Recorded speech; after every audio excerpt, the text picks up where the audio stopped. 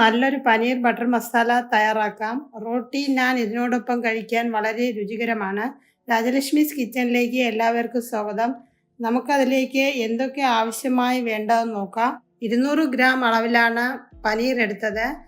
2 വലിയ ടൊമാറ്റോയും ഒരു വലിയ സവാളയും, ഒരു 10-15 കാഷ്യൂനട്ട്, മല്ലിയില, ഓൾ മസാല, കസ്തൂരി മേത്തി, മഞ്ഞൾ, കാശ്മീരി റെഡ് ചില്ലി പൗഡർ, ഇതൊക്കെയാണ്. ഇനി നമുക്ക് കാഷ്യൂനട്ട് ചൂടുവെള്ളം ഒഴിച്ചൊന്ന് സോക്ക് ചെയ്യാൻ വയ്ക്കണം.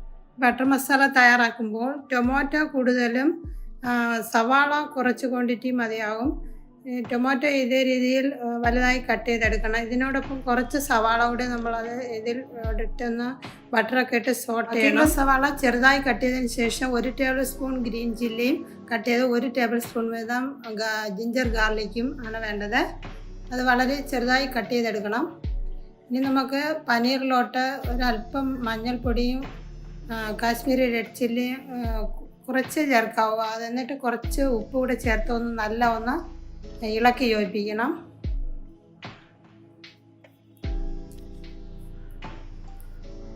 എന്നിട്ട് നമുക്ക് പാൻ വെച്ചിട്ട് അത് നല്ലവണ്ണം ചൂടായതിന് ശേഷം അതിലോട്ട് ഒരു 2 ടേബിൾ സ്പൂൺ സൺഫ്ലവർ ഓയിലാണ് ഒഴിക്കേണ്ടത്. അത് കഴിഞ്ഞ് 1 ടീസ്പൂൺ ബട്ടറും, എന്നിട്ട് നമുക്കതൊന്ന് സോട്ട് ചെയ്തെടുക്കണം 2-3 മിനിറ്റ്. സോട്ട് ചെയ്തതിന് ശേഷം ഇത് നമുക്ക് മിക്സിയിലിട്ട് അരച്ചെടുക്കേണ്ടതാണ്. ഇതിലോട്ടിനി കാശ്മീരി റെഡ് ചില്ലി ഒരു 1/2 ടേബിൾ സ്പൂൺ അളവിൽ ഈ സമയം ഇടേണ്ടതാണ്. ഒന്ന് സോട്ടായി വന്നതിന് ശേഷം വേണം ഈ റെഡ് ചില്ലി ചേർക്കേണ്ടത്. വീണ്ടും ഒന്നുകൂടെ ഒന്ന് സോട്ട് ചെയ്തെടുക്കണം. ഇപ്പോൾ ഏകദേശം അത് റെഡിയായി വന്നിട്ടുണ്ട്. ഇനി നമുക്കത് നല്ലവണ്ണം ഒന്ന് തണുക്കണം. തണുത്തതിന് ശേഷം മിക്സിയുടെ ജാറിലിട്ട് നല്ല ഫൈൻ പേസ്റ്റാക്കി അരച്ചെടുക്കാം. ഇപ്പോൾ അത് നല്ലപോലെ തണുത്തു. ഇനി അത് മിക്സിയുടെ ജാറിലോട്ട് ഇട്ടതിന് ശേഷം ഇതിൽ വെള്ളമൊന്നും ചേർക്കേണ്ട, ഇതേപോലെ തന്നെ അങ്ങ് അരച്ചെടുത്താൽ മതി. ഇപ്പോൾ അത് നല്ല ഫൈൻ പേസ്റ്റായിട്ട് അരച്ചെടുത്തു. ഇനി വേറൊരു പാത്രത്തിലോട്ട് ഒഴിച്ചതിന് ശേഷം നമുക്ക് കാഷ്യൂനട്ട് അതുപോലെ നല്ല അരച്ചെടുക്കണം. അപ്പോൾ അത് കുറച്ച് വെള്ളവും ആഡ് ചെയ്തതിന് ശേഷം അതും നല്ല ഫൈൻ പേസ്റ്റാക്കി അരച്ചെടുക്കണം. ഇനി നമുക്ക് ഒരു തവ വച്ചതിന് ശേഷം നല്ല ചൂടായിട്ട് വരുമ്പോൾ അതിലോട്ട് 1 ടേബിൾ സ്പൂൺ സൺഫ്ലവർ ഓയിലും 1 ടീസ്പൂൺ ബട്ടറും ഇട്ട് പനീർ നല്ല സോട്ടാക്കി എടുക്കണം. ഒരു 2-3 മിനിറ്റ് സോട്ടാക്കി എടുത്താൽ മതിയാവും. കൂടുതൽ നേരം സോട്ടാക്കാൻ പാടില്ല. പനീർ സോഫ്റ്റ് ആവാൻ വേണ്ടിയാണ് ഇങ്ങനെ ചെയ്യുന്നത്. അത് മാറ്റിയതിന് ശേഷം വീണ്ടും അതിൽ 1 ടീസ്പൂൺ സൺഫ്ലവർ ഓയിലും 1 ടീസ്പൂൺ ബട്ടറും ഇട്ടതിന് ശേഷം അതിലോട്ട് പട്ട, ഗ്രാമ്പൂ, ഏലക്ക, ഒരു 3-4 ചെറിയ ഏലക്ക, 3 എണ്ണം, വലുതാണെങ്കിൽ ഒരു 2-3 എണ്ണമൊക്കെ മതിയാവും. ഒരു 2-3 ഗ്രാമ്പും പട്ടയുമാണ് ചേർത്തത്. ഇനി അതിലോട്ട് ചോപ്പ് ചെയ്ത സവാള ചേർത്ത് മീഡിയം ഫ്ലെയിമിൽ വെച്ചിട്ട് നല്ല സോട്ടാക്കി എടുക്കണം.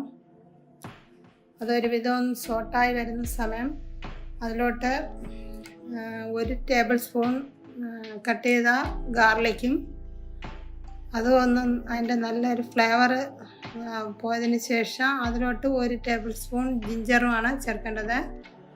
എന്നിട്ട് അതും അതുപോലെ സോട്ടാക്കി എടുക്കണം. ഇത് സോട്ടാക്കി എടുക്കുമ്പോൾ ഒരിക്കലും ഹൈ ഫ്ലെയിമിൽ വയ്ക്കാൻ പാടില്ല. അതുപോലെ 1 ടേബിൾ സ്പൂൺ നല്ല എരിവുള്ള പച്ചമുളകാണ്, അതാണ് ചെറുതായി കട്ട് ചെയ്ത് അതും ചേർക്കുക. ഈ പച്ചമുളക് ഇങ്ങനെ ചേർക്കുന്നത് അതിന് നല്ലൊരു എരിവ് വരാൻ വേണ്ടിയാണ്. ഇനി 1/4 ടീസ്പൂൺ മഞ്ഞൾപ്പൊടി, 1/2 ടീസ്പൂൺ മുളക് പൊടി, കാശ്മീർ റെഡ് ചില്ലിയാണ്, 1/2 ടീസ്പൂൺ മല്ലിപ്പൊടി, 1/4 ടീസ്പൂൺ ജീരകപ്പൊടി, 1/2 ടീസ്പൂൺ ഗരം മസാലയുമാണ് ചേർക്കേണ്ടത്. അതും നല്ല സോട്ടാക്കി എടുക്കണം. സോട്ടാക്കിയതിന് ശേഷം അത് 1-2 മിനിറ്റ് സോട്ടാക്കി എടുക്കേണ്ടതാണ്. അതിന് ശേഷമാണ് ഈ ഗ്രേവി അതിലോട്ട് ഒഴിക്കേണ്ടത്. നമ്മൾ അരച്ചെടുത്ത ഗ്രേവി ടൊമാറ്റോയുടെ അത് ഒഴിച്ചതിന് ശേഷം വീണ്ടും നല്ല അത് കൂടുതലങ്ങ് കുക്കാവേണ്ട ആവശ്യമില്ല. നമ്മൾ ഓൾറെഡി കുക്കാക്കിയതുകൊണ്ട് ഇതിലോട്ട് പിന്നെ ആവശ്യത്തിന് സോൾട്ട് ചേർക്കുക. നമ്മൾ പനീറിൽ അല്പം സോൾട്ട് ചേർത്തിട്ടുള്ളത് കൊണ്ട് അത് നോക്കിയിട്ട് വേണം ചേർക്കേണ്ടത്. ഒരു 3/4 ടീസ്പൂണൊക്കെ മതിയാവും. ഇനി ചൂടുവെള്ളം കുറച്ച് ഒഴിച്ചൊന്ന് ഒന്ന് ഇളക്കി യോജിപ്പിക്കണം. എന്നിട്ടത് ഒരു 2-3 മിനിറ്റ്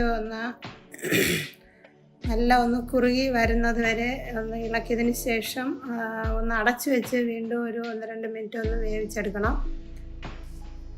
അപ്പോൾ ഇപ്പോൾ നല്ല ഗ്രേവി ഒന്ന് തിക്കായി വന്നു. ഇനി നമുക്ക് അതിലോട്ട് കാഷ്യൂനട്ട് സോക്ക് ചെയ്ത് അരച്ചെടുത്തത് അതിലോട്ട് ചേർക്കേണ്ടതാണ്. അതും ഒന്ന് നല്ല ഇളക്കി യോജിപ്പിക്കണം. ഇപ്പോൾ നല്ലൊരു ഫ്ലേവറൊക്കെ ഉണ്ട് അതിന്.